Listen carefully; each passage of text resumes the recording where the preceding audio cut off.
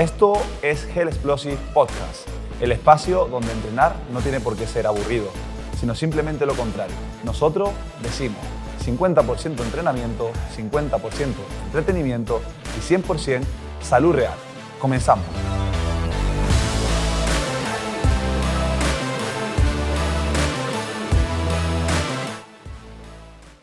Muy buenos días, ¿qué tal? Un día más aquí en el podcast de Entrenar y Moverse Mejor, en el podcast de Hell Explosive. Y hoy tenemos la suerte de contar con una compañera en nuestro centro llamada Zaira, ¿verdad? Bueno, Zaira es una compañera que se dedica dentro de la rama de la fisioterapia a la neurología, una rama que normalmente no solemos ver, que no es algo muy común y que nos llamaba bastante la atención de tenerla aquí, que nos contara un poquito más sobre ella. Así que nada, Zaira, bienvenida a nuestro podcast, gracias por haber venido un día de tu tiempo libre aquí con nosotros y nada, encantado y que sepas que esta es tu casa, que ya tú lo sabes. Gracias. Bueno, Zaira, para aquellas personas que no te conocen, ¿cómo te definirías a nivel personal, antes que profesional? Pues mira, yo al final soy una persona completamente normal, que le gustan los planes sencillos, estar con la gente que me rodea, que me gusta, que quiero, mis amigos, mi familia. Me gustan los planes sencillos, sobre todo la naturaleza, me gusta mucho hacer deporte. Y bueno, me definiría como una persona curiosa, una persona bastante inquieta, y yo creo que por eso al final estoy donde estoy, estudié lo que hice, porque al final, pues eso, mi curiosidad siempre ha ido un poquito más allá de todo, y nada, al final me definiría como eso. Diríamos que la rama de la neurología la llamaríamos un poquito más, digamos, de aquella manera, una parte más quizás científica, más... Sí, más analítica, querría decir yo, sí. Al final, dentro de la fisioterapia, la neurología, como tú bien dices, no se conoce tanto. Cada vez que digo que soy fisioneurológica, la gente se queda un poco... No saben ni lo que es, yo creo, ¿no? Sí, hay gente que sí, porque desgraciadamente ha tenido que tener algún contacto con este tipo de fisioterapia, y hay gente que no tiene ni idea porque ha tenido la suerte de no tener el contacto con ella. Pero sí es verdad que siempre hay que explicarla un poco porque a la gente no le queda muy claro qué es lo que hago yo dentro de la fisioterapia. Sí, porque todo el mundo, de hecho, yéndonos a un tema quizás más general de la fisioterapia, entendemos fisios a aquellas personas que todavía decimos, sin querer lastimar su ego, voy al fisio para que me haga un masaje, ¿no? Sí, exactamente. Al final, yo creo que en general, como tú dices, la fisioterapia está súper poco conocida. Y sí es verdad que hay mucha incógnita dentro de la profesión, y entonces si encima ya te vas a una rama que más raro, entre comillas, es, pues sí es verdad que la gente se queda un poco... Y bueno, una persona le dio un ictus y ¿tú qué haces? Le das un masaje y al final pues no tiene nada que ver. No tiene nada que ver. Y al tema, hablando ya sobre la neurología, ya que hemos entrado en esta parte personal, metiéndonos un poquito en la parte de la neurología, esa parte más profesional, ¿quién es Zaira a día de hoy o cómo se identifica o se definiría Zaira en un apartado quizás más profesional? Pues mira, yo al final siempre me he definido como una fisio muy personal, quiero decir. A mí a nivel profesional, sí es verdad que yo estudié neurología, pero también hice terapias invasivas y demás, como te dije al principio, soy bastante curiosa. Me definiría como una profesional cercana, quiero decir. Al final a mí siempre me gusta ir un poquito más allá de simplemente el diagnóstico. No me entra una persona y no me entra un diagnóstico, me entra una persona con una familia, con un trabajo, con un ocio. Entonces al final creo que lo que me define como profesional es esa cercanía que siempre intento tener con todo el mundo, quitando ya los conocimientos que pueda o no pueda tener. Pues esa cercanía, ese escuchar a la persona, ese vamos a ver y vamos a centrarnos, digamos, en... quizás esa parte más pedagógica, más que directa como a un paciente, ¿no? Exacto. A mí los pacientes, pues al final no dejan de ser personas, y para mí, como te dije antes, no es un diagnóstico que entra por la puerta, para mí es una persona. Cuando tenemos primeras valoraciones y demás, siempre me gusta preguntarle a todos mis pacientes que cuáles son sus objetivos, y al principio empiezan como, ¿cómo que mis objetivos? Y al final quien los tienes que establecer eres tú, ¿no? Como profesional, ¿no? Y entonces yo le digo, ya, pero ¿en qué te puedo ayudar yo? Ya no solo... mucha gente empieza, bueno, pues es que yo quiero que me quites el dolor, o bueno, en neurología es más, yo quiero moverme como antes, o quiero mover la mano, Digo, vale, pero ¿por qué lo quieres hacer? ¿Qué es lo que ahora ya no haces? Buscas quizás más esa parte profunda, exacto, más quizás abordar esa parte psicológica Exacto. o esa parte emocional de la persona más que tratar físicamente. Exacto, al final es lo que te digo, yo no busco que muevas un brazo, yo busco que muevas un brazo porque a lo mejor eres abuelo y echas muchísimo de menos levantar a tu nieto y eso es lo que vamos a conseguir. No vamos a conseguir que, sí, obviamente vamos a conseguir que muevas un brazo, muevas una pierna, se te quite el dolor, pero vamos a ir a por algo. O mucha gente me dice, es que yo echo mucho de menos salir a correr, digo, pues vamos a empezar y a lo mejor es una persona que ni siquiera se puede poner de pie. Pero ahí es donde yo pongo el foco y ahí creo que es lo que me diferencia como profesional dentro de este ámbito tan grande y tan rico de todos los profesionales que tenemos. Por supuesto, al final yo creo que tenemos que buscar también nuestro potencial, ¿no? En lo que somos buenos o por lo menos en lo que nosotros queremos hacernos valer, ¿no? Y al final es verdad que a nivel profesional, tanto la fisioterapia como el entrenamiento, creo, gracias a Dios que tenemos grandes profesionales, pero cada uno tiene que saber cómo quiere hacerse conocer o hacerse valer y dar su servicio, ¿no? Y al final creo que la parte personal es una parte que también, para bien o para mal, la inteligencia artificial pues ha llegado y en este caso creo que hemos olvidado un poco más esa rama más física, más de contacto, más face to face, ¿no? Y creo que al final el escuchar, el ver, el sonreír, el abrazar, esa parte creo que todavía la inteligencia artificial no llega ni de lejos, entonces creo que es lo único que nos queda por dar, creo que es una parte fundamental, yo siempre creo que digo que es un 50% del éxito, ¿no? Y introduciéndonos ya en la neurología y como tú te consideras profesionalmente, creo que hay algo que yo incluso llego a desconocer y es, en palabras sencillas, en una descripción sencilla, ¿qué es la neurología? Vale, nosotros dentro de la neurología, ¿no? Al final hay muchísimos, los fisios lo que hacemos es ayudarte vamos a establecer que el cerebro es como un ordenador, es lo que yo le explico a mis pacientes, es como el ordenador central, la médula y los nervios son como los cables, ¿no? Que conectan pues el resto de cosas. Pues nosotros entramos cuando hay un fallo, viene en ese ordenador, vienen los cables, a volver a reprogramar. Y si no podemos venir por un lado, tendremos que ir por otro y tenemos que tirar otro cable, como cuando hay una instalación, yo no entiendo mucho de instalaciones eléctricas, pero si tuviésemos que hacer una instalación eléctrica, imagínate que hay un muro que por ahí no puedes pasar el cable por X razón, yo no entiendo de todo eso, pero en vez de tirarlo por ahí, pues tendremos que tirarlo por otro lado. Entonces, la fisioterapia neurológica lo que ayuda es un poquito a restablecer esas conexiones o esas áreas, esas carreteras que pueden existir en el cerebro que se han estropeado, pues intentar buscar otros caminos para volver dentro de lo que cabe a la mayor normalidad posible. Súper interesante y entiendo que también a la vez que interesante, bastante complejo. A nivel personal, profesional, ya viendo tú lo que llevas, porque bueno, llevas en este mundo un tiempo, ¿qué caso has dicho tú, wow? Es decir, has tenido que pararte, ir a tu casa, abrir todos los apuntes que tenía, empezar a indagar y decir, esto me supera, pero lo tengo que conseguir porque es un caso que, como yo siempre digo, está guay entrenar a todo el mundo, pero cuando viene ese caso o ese paciente que tú dices, chacho, nadie lo ayuda y yo tengo que intentar pues sacar mi mejor versión y esto me ayuda a mí a ser mejor profesional y darle esa solución o por lo menos lo que tú dices, buscar la mayor normalidad posible dentro de lo que se pueda, ¿no? Pues mira, al final, bueno, todos los casos en neurología son ultra complejos y al final sí, siempre te vas con la matraquilla de ¿cómo lo puedo hacer? Pero sí es verdad que hay un caso que a mí me marcó al inicio de mi carrera. Yo al final acababa de terminar de estudiar la carrera, ni siquiera el máster. Yo sabía que me gustaba la neurología, pero pues empecé a trabajar en típica mutua de pacientes cada 15 minutos y demás y me apareció un chico que tenía un diagnóstico de parálisis cerebral infantil, que ahora resulta que no, que ahora tiene otro síndrome, pero bueno, que él llegó con ese diagnóstico y su mayor sueño era ser campeón del FIFA en la Play, y él usando solo una mano. Y nadie se paró a escucharlo realmente, al final, como te digo, era una mutua, pasaban pacientes cada 15 minutos y demás, y yo me paré a escucharlo y dije, hostia, pero es que, perdón por la palabra, pero es que al final, digo, es que esto es muy grande, o sea, vale que tú ahora mismo vayas en silla de ruedas, vas en silla de ruedas motorizada, pero es que lo que tú quieres hacer es algo grande. Y ahí es donde yo empecé a darle vueltas a la cabeza, me iba a casa y decía, yo es que tengo que ayudar a este chico, yo tengo que ayudar a este chico.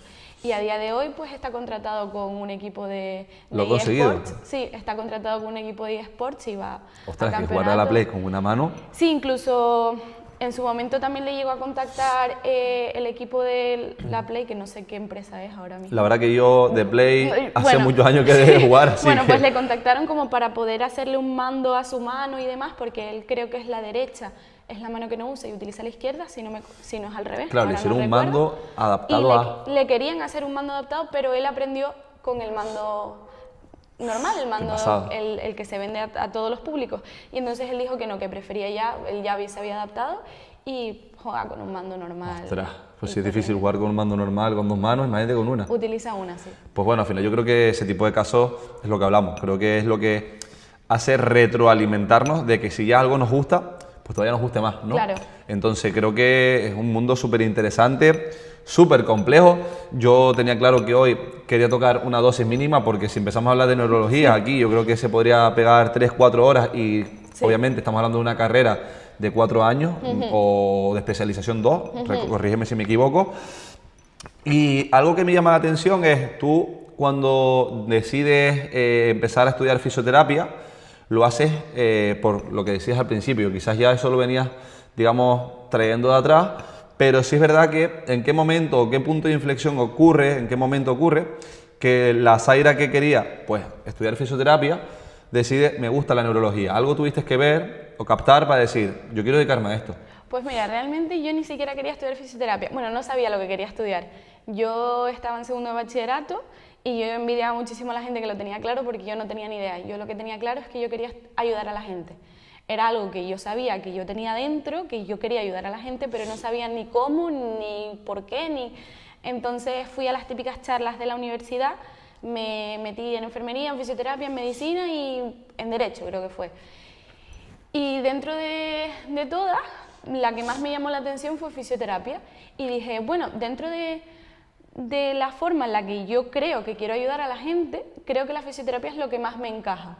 Pero tampoco tenía ni idea, porque como hablábamos al principio, la fisioterapia realmente no se conoce todo el abanico que puedes hacer, ¿no? Y ya una vez dentro de la carrera, pues en mi familia llegó de sorpresa la esclerosis múltiple, que es una enfermedad neurológica que ahora está muy en auge y tal. Y entonces ahí dije, ostras, ¿y cómo puedo ayudar yo? Entonces me puse a investigar y tal y cual, y apareció ahí la fisioterapia neurológica. Y dije, ¿esto qué? Hay una fisioterapia neurológica. Claro, yo estaría en primero de carrera al final.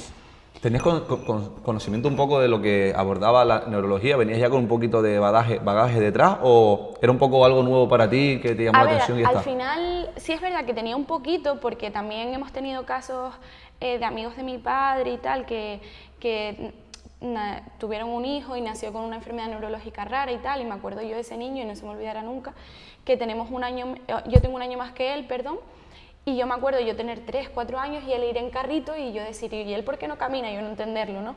Y ellos vivían en Lanzarote, entonces nos veíamos de año en año, de 6 meses en 6 meses, y me acuerdo de eso, de un año más o menos, él empezar a caminar y decirme, y yo de preguntarle a la madre, ay, y ya camina, y dice, sí, porque va a rehabilitación. Entonces era algo que yo tenía en la cabeza, pero nunca llegué a darle forma como para decir, ay, pues mira, lo están haciendo los fisioterapeutas realmente, ¿no? Y aparte de todo el equipo multidisciplinar, ¿no? Pero como que yo me centré en eso. Y cuando llegó este caso de enfermedad a mi familia, fue como ya centré el tiro. Centrarte ahí a tope, sabías lo que querías y para adelante. Exacto, porque al final la fisioterapia engloba muchísimo y sí es verdad que yo decía, vale, quiero ayudar a la gente, pero ¿cómo?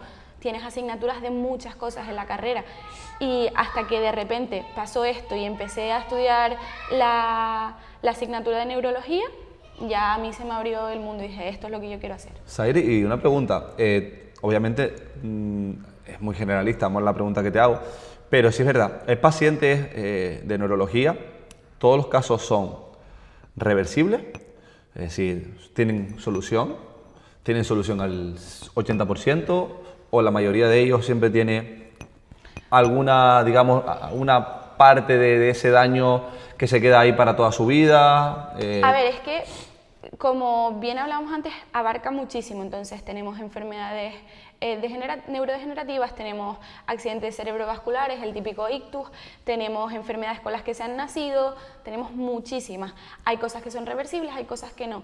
Yo siempre le digo a mis pacientes que al final, en el momento en el que hay un diagnóstico, hay un antes y un después. Y al final, lo que nos interesa es el después, el antes ya pasó.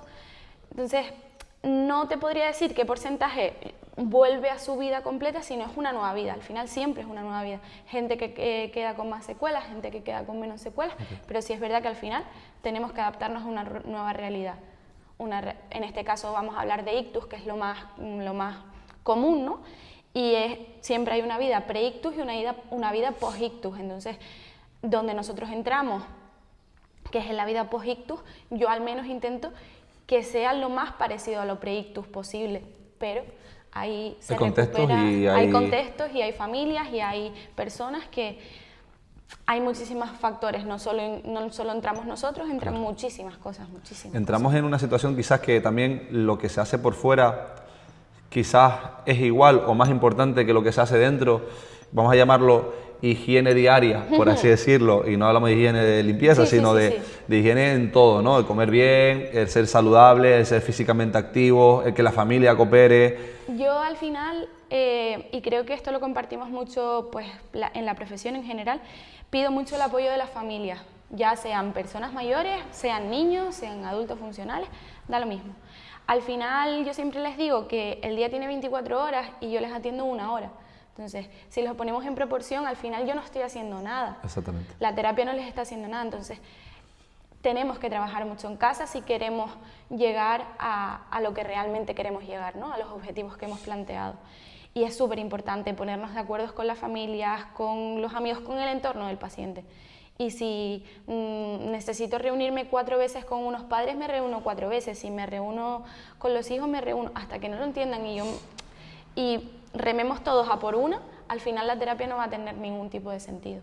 Es interesante porque al final yo creo que el tema del entrenamiento está muy bien. Yo cuando vienen los clientes también aquí, pues lo típico, vengo a entrenar para luego poder hacer lo que me dé la gana afuera, ¿no?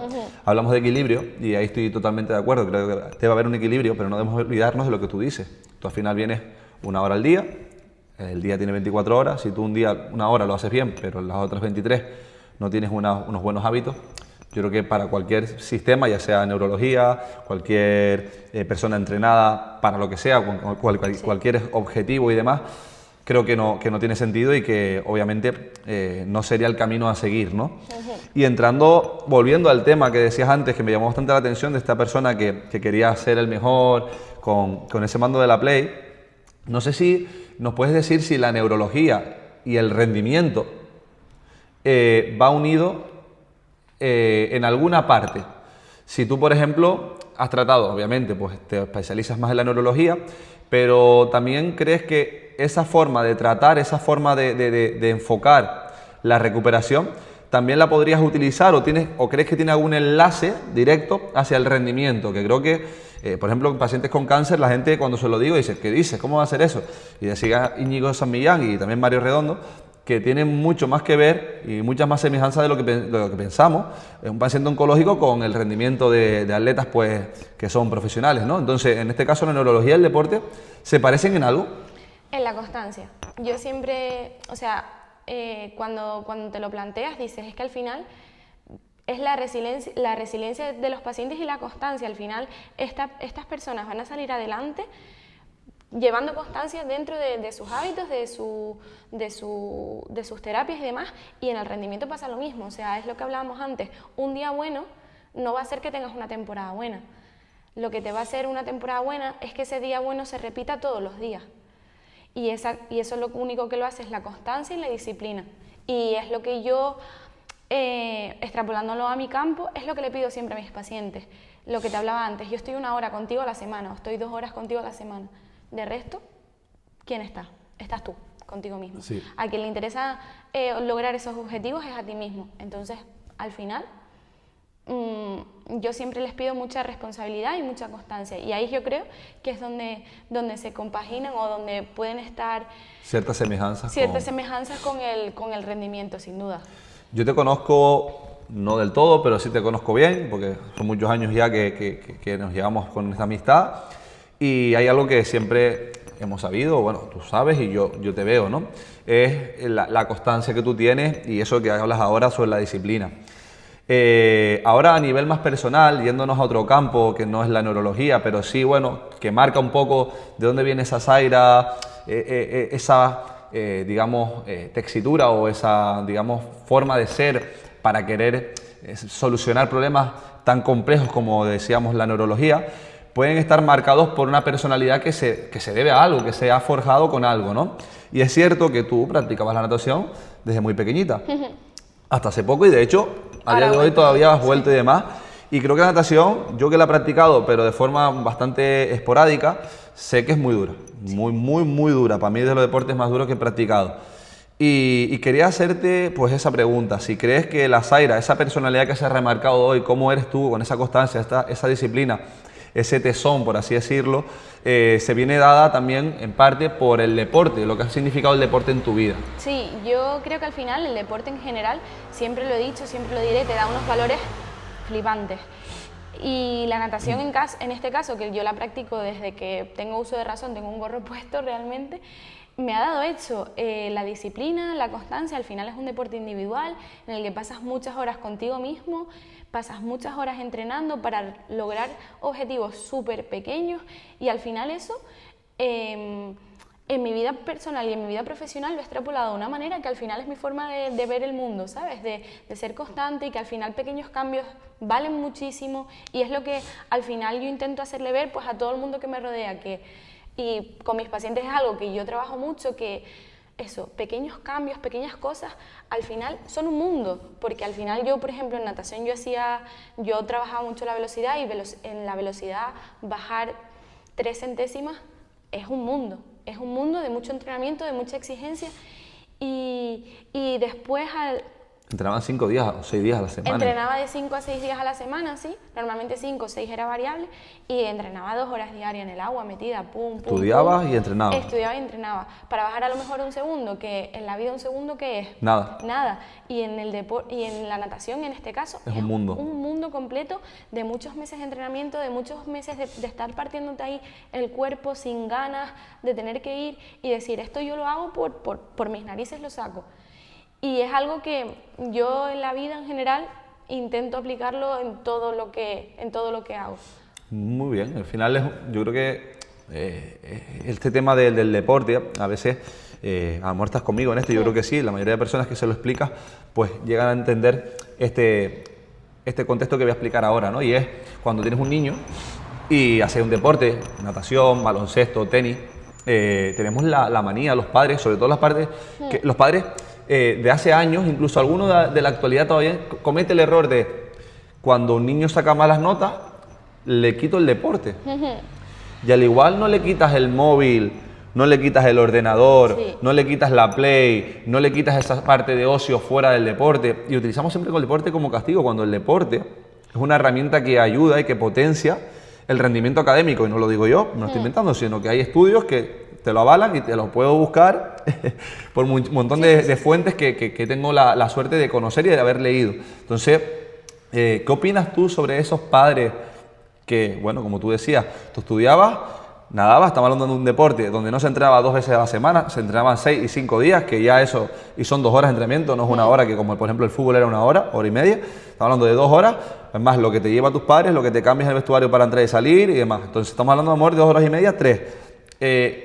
¿Qué opinas sobre este hecho que muchos padres suelen hacer con respecto a los fracasos académicos de sus niños y que utilizan el deporte como castigo? Mira, yo al final, como te decía antes, el deporte yo lo entiendo como parte de cualquier vida, o sea, lo veo completamente necesario, ¿no? Y yo pues tuve la suerte de pequeñita de tener un entrenador que siempre nos pedía las notas, y yo nunca lo llegué a entender de verdad. Y cada vez que siempre nos pedía las notas, ¿no? La gente se mosqueaba porque decía, guau, ¿y este por qué quiere saber mis notas y demás? Y al final, él nos pedía las notas por el simple hecho de decir, vale, ¿y qué está fallando? ¿Está suspendiendo porque no te estás concentrando aquí? ¿Está fallando? Y al final, yo nunca vi a nadie faltar a entrenamientos por suspender, nunca. Sino simplemente esta persona, que a mí me aportó muchísimo, te adaptaba. Bueno, yo nunca lo llegué a ver, pero sí es verdad que lo veía con otros compañeros, adaptaba a los entrenamientos. No vas a dejar de venir a entrenar, pero vamos a buscar qué es lo que está fallando. ¿Cuándo te viene mejor a ti estudiar? ¿Cuándo tal? y simplemente encajaba el deporte dentro de la vida. Y eso es lo que, como tú bien dices, está fallando muchísimo. Es como, no te quito el móvil, no te quito la Play, no, te quito el entrenamiento, que es donde realmente yo creo que tú es lo que está fallando y realmente Sí, es como lo que no. tú crees que le duele. Y al final no es buscar solamente el dolor, esa parte donde tú te sociabilizas con tus amigos, con tus compañeros del deporte, sino lo que estás haciendo es quitándole el único momento donde ese niño está coordinando, donde se está moviendo, donde está poniendo en práctica sus virtudes más físicas, sus virtudes incluso más internas. Hablábamos antes de la constancia y la disciplina que a ti te ha aportado la natación. A mí me aportó esa disciplina, esa constancia que yo he llevado para montar, por ejemplo, el centro. Pues yo siempre he dicho que ha sido el fútbol. Yo siempre sabía que tenía que ir al fútbol y mi hora y media de fútbol era súper estricto, ¿no? En ese sentido. Entonces, creo que ese carácter que tú vas forjando durante el deporte, lo que el deporte crea, oye, tengo que ir a entrenar, es una obligación, es mi trabajo. Yo voy a estudiar y voy a entrenar, pero tengo que cumplir las dos cosas. Entonces, yo creo que esa característica o ese, digamos, esa condición, cualidad que te saca el deporte a la hora de tú querer conseguir algo, no digo de llegar a la élite ni mucho menos, pero sí de bajar un segundo, de llegar a ser titular en un partido, de poder mejorar un drive, lo que sea. Entonces, creo que esas pequeñas cosas son las que van cambiando y digamos, condicionando tu personalidad en un futuro, que al final es lo que tenemos que ver cómo eres dentro de 5, 7, 8, 10 o 20 años, una persona más madura y más coherente en este tipo de acciones. Incluso yo, que al final tuve la suerte de poder entrenar un poco, tuve una época de entrenadora de natación y demás, lo veía mucho, que lo condicionaba, y al final también te enseña un poquito, ya fuera de disciplina, fuera de todos los valores que te enseña el deporte, a organizarte, simplemente organizarte. O sea, yo ahora mismo, como tú sabes, bueno, y tú también, ser autónomos y demás es una locura, y yo agradezco muchísimo el poder haber hecho deporte, estudiar y demás, e intentar tener vida social, porque al final, siendo adulta, me sé organizar, y al final es algo que en las cabezas de esta gente que intentan llevarlo por el mejor camino, como que no hay una visión al futuro, no hay una visión de, buah, esto le va a venir bien a mi hijo. Yo, el tener que estudiar, sacarme una carrera, trabajar, entrenar y tal, yo lo hice, y a mucha gente te dice, guay, ¿cómo lo haces? Y al final, para una persona que ha hecho deporte toda su vida y ha tenido que encajar el deporte en todas sus actividades, porque era algo que era como ir a trabajar, como dices, como el que va a trabajar, como era fundamental, la gente no lo entiende. Gente que no ha hecho deporte de manera tan disciplinada, de manera tan estricta, entre comillas, no entiende el por qué para ti o para mí puede ser tan importante el ir a entrenar, el ir a trabajar, el cómo lo haces, madre mía, no te vuelves loco. Y creo que es otra cosa que a mí siempre me ha enseñado. Por ahí va la siguiente pregunta, iba por ahí, ¿no? Es decir, yo tengo muchos casos en el centro de que me dicen, es que tengo un hijo, tengo una casa y me es imposible, Asa, es que no me sale, no tengo tiempo para entrenar, Y yo siempre, hay una palabra que nos falla, y esa estamos casi todos de acuerdo, hay prioridades. Si tú quieres estar bien con tu familia, con tus hijos, con tu marido, con tu madre, con tu padre, con tus amigos, con quien sea, tienes que estar bien contigo mismo, y el deporte consiste en eso, en estar bien física y mentalmente con uno mismo. Si tú, que estudias, eres autónoma y trabajas en varios centros, entrenas aquí con nosotros 2 o 3 veces en semana, entrenas natación y tu vida personal y tienes tiempo para todo, ¿qué le dirías a esas personas que dicen que nunca tienen tiempo para nada y que buscan la excusa, porque es excusa, para no entrenar o para no hacer algo por su vida y por su salud? Mira, yo al final, pues también lo veo esto mucho en la clínica, ¿no? Al final, gente que le ha dado un ictus y le dices, pues yo te vendría 2 veces a la semana, y te dicen, 2, es que yo 2, claro, es que mi mujer es que tal y que cual. Y entonces yo en eso siempre he sido muy clara. Digo, el día que tu salud sea una prioridad, entonces venimos. Si ponerte bien no es tu prioridad, pues entonces no hay nada que hacer. No hay nada que hacer. O sea, es lo que tú hablabas, hay que poner prioridades y todo tiene su tiempo, y todo, el día tiene 24 horas y todo se puede hacer. Y yo siempre utilizo un esquema que me enseñó una muy buena amiga mía, psicóloga, entre lo prioritario, urgente, no urgente, pero prioritario y demás. Entonces, yo me organizo en base a eso, siempre se lo explico a mis pacientes, y se puede extrapolar aquí o lo que sea. Si al final entrenar y verte bien no es tu prioridad, o en mi caso, si al final recuperarte al 100% no es tu prioridad porque te gusta estar así y estás cómodo en que te cuiden. Te encanta el dolor y te encanta el sufrimiento. Pues sí, adelante, me parece estupendo. Pero entonces no vengas a pedir ayuda porque yo al menos como profesional te voy a dar el 100%. Exactamente. Porque yo no lo sé ver de otra manera. Entonces es algo que yo, al menos con mis pacientes siempre lo tengo muy claro. Si estamos aquí es para que sea tu prioridad, porque la mía lo va a ser.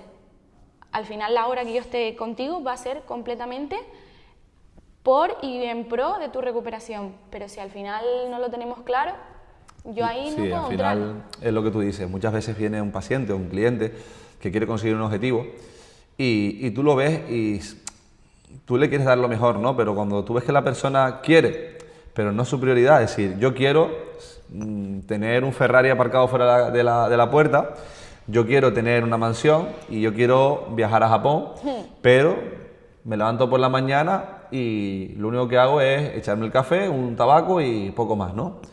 Obviamente así no voy a llegar a ningún lado. Si fuera tan fácil, como yo siempre digo, todo el mundo lo conseguiría. Entonces, yo creo que primero es marcarte una prioridad y cuando digas quieres, que lo digas completamente seguro y de verdad. Para que no empieces con un mal pie, no empieces mintiéndote y fallándote a ti mismo, porque al final ya te estás mintiendo. Cuando tú vas a ese tipo de mensaje y lo lanzas y sabes perfectamente que no lo vas a hacer, ya te estás mintiendo. El problema es que hay una frase que siempre me gustaba, que decía que si no tienes tiempo ahora para entrenar, cuando seas mayor vas a tener que buscar tiempo, pero para la enfermedad.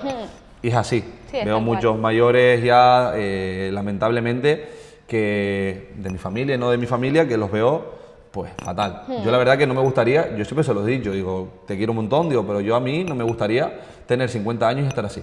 Sinceramente, prefiero estar muerto. Sinceramente, es decir, prefiero estar muerto a vivir incapacitado, con dolor, y todo es porque no quieres hacer nada por ti. Hay enfermedades que obviamente, sí es verdad, que son irreversibles y se supera todo eso, y no estamos hablando de eso, estamos hablando de personas que tienen la posibilidad, pero por vagancia y por no querer, se han vuelto o se han desenvuelto en un entorno totalmente negativo, y creo que eso para mí es una pena, porque con todos los avances y los grandes profesionales que tenemos en todos los sectores, creo que no debería ser así, pero bueno, lamentablemente nos toca vivirlo y tú lo sabes bien.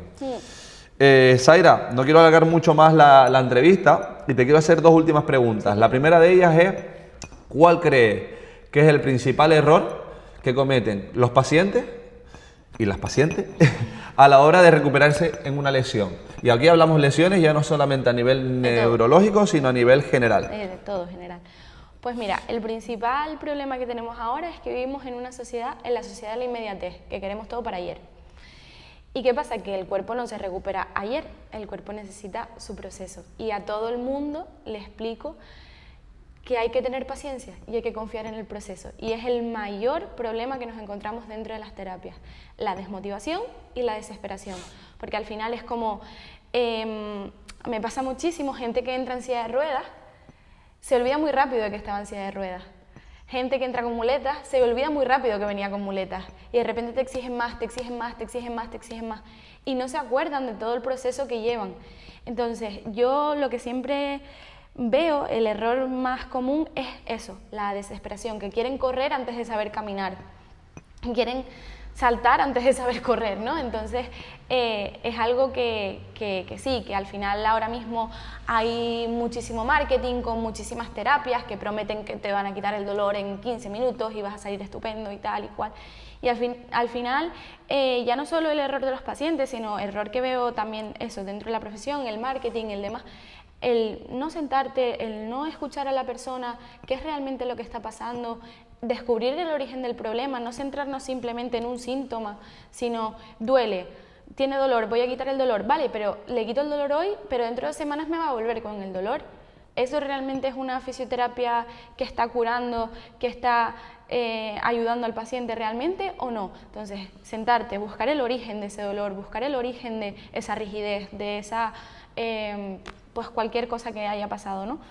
Entonces yo creo que hay como dos errores fundamentales, la necesidad de inmediatez dentro de las terapias y luego el tratar simplemente el síntoma, no tratar lo que viene detrás. Okay. Entonces para mí son los dos errores fundamentales dentro de las terapias. Yo creo que está más que bien, sobre todo porque buscamos eso, ¿no? Buscamos que la gente entienda un poco, sobre todo porque creo que ocurre en la fisioterapia, ocurre en la nutrición, ocurre en el rendimiento y ocurre en la vida en general. Todos lo queremos ya para ayer y no tenemos la capacidad de raciocinio de decir, oye, vamos a ser coherentes, que a lo mejor aquel que está allá lleva 20 años de su vida para estar ahí y nosotros nos creemos un superhéroe o no sé, cualquier persona fuera de lo común y creemos que tenemos el derecho a creernos, tenemos el derecho obviamente de creernos, otra cosa es que sea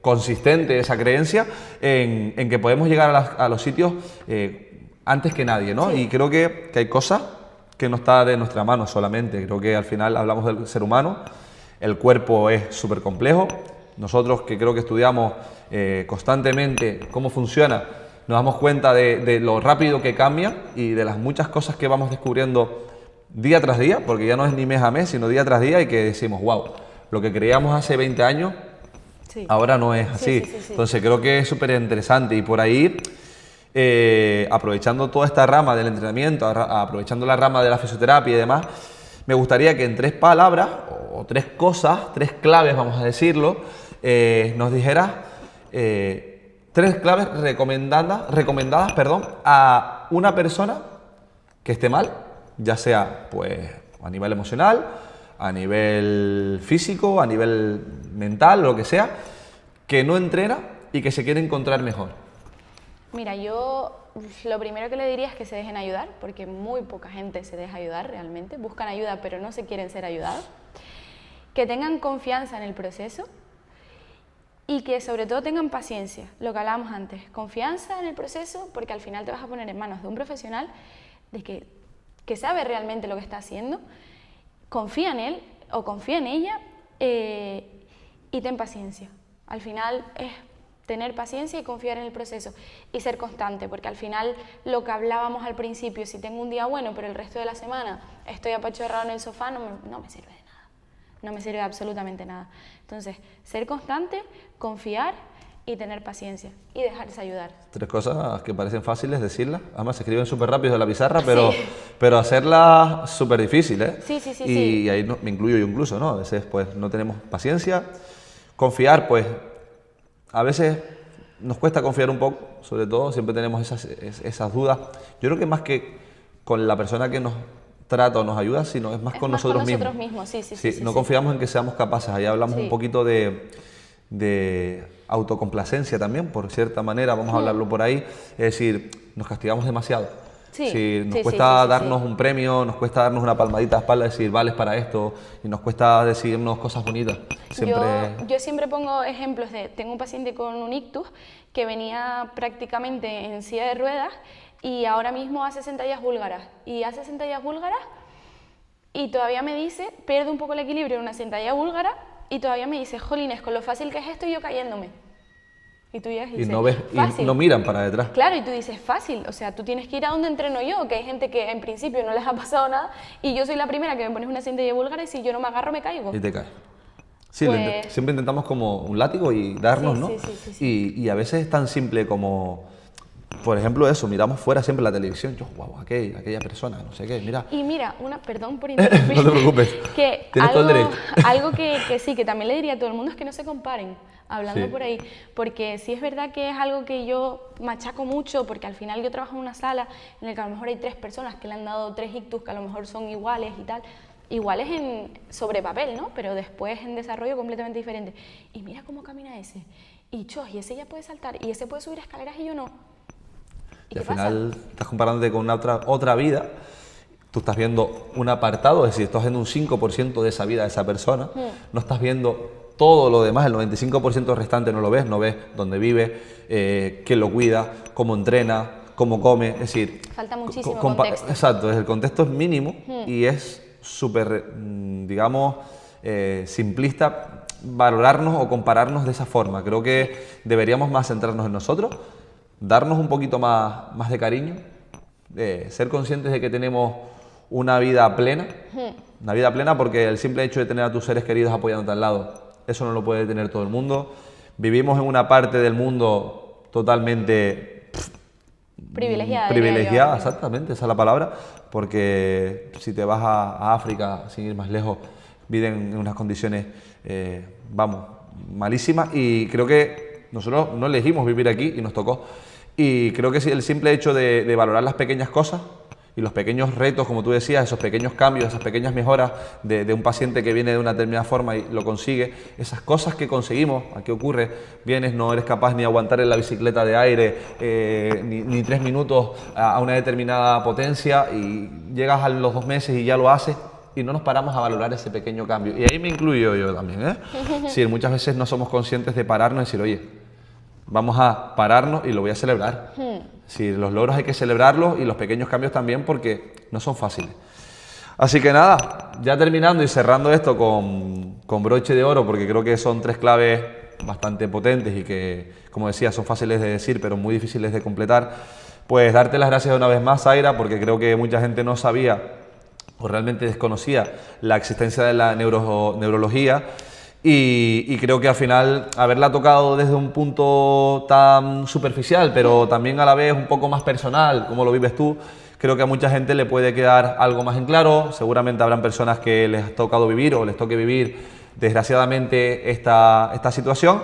Y con esto que tú comentas, pues espero haberles ayudado, pues, a muchas personas a dar un paso y sobre todo ponerse en acción, a creer que es posible en el cambio, a creer que es posible mejorar su salud, su vida, todo lo que conlleva la misma. Y sobre todo, bueno, gracias por estar aquí con nosotros, formar parte de este podcast, de este centro y también de mi vida. Así que aquí estás invitada, esta es tu casa, cuando quieras volver, crearemos otro podcast un poquito más indagando en esa neurología un poquito más íntima, más compleja, y que, bueno, al final gracias de nuevo, y que esta es tu casa y que cuando quieras aquí tienes la cabida.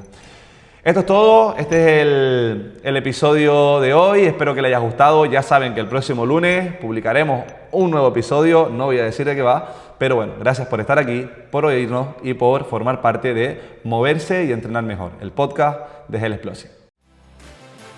Gracias por escuchar Health Explosive Podcast. Recuerda que entrenar puede ser útil, sencillo y divertido. Nos vemos en el próximo episodio.